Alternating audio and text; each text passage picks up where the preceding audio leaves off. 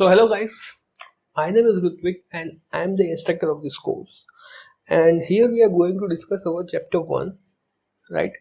So in this chapter we are going to discuss how we can create a Python file and how after the creating the Python file, if we try to run that file in any platform, then how this Python file runs and what kind of file and what kind of process this file going through, right? So first of all, let me create virtually a Python file. So here we have our first Python file called first program, and .py is the extension of Python.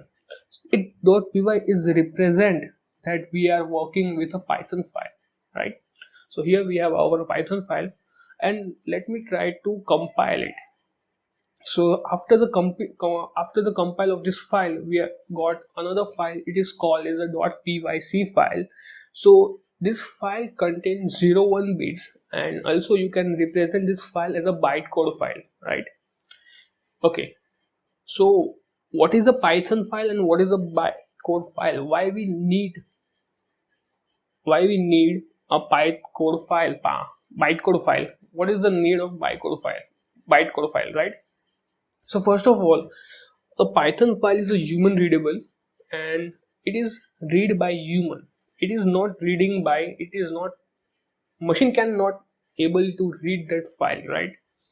So suppose machine can only read a 01 binary file, and we also can also call this file as a bytecode. Call this code as a bytecode, and machine can only able to understand 01 format of any type of information, right?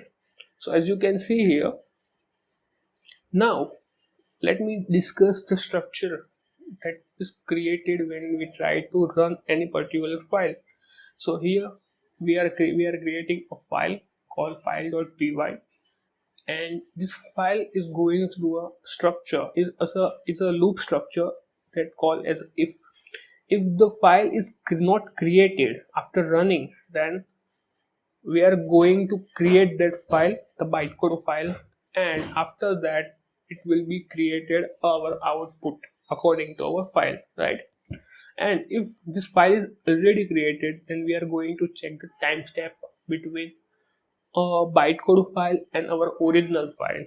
If the distance between, sorry, if the timestamp is greater than of bytecode file, then we are going to we are going to print our output, and if it is not, then we are going to generate our bytecode file again. So this is the structure that every Python interpreter follows, right? So thank you for watching and wait for my next video.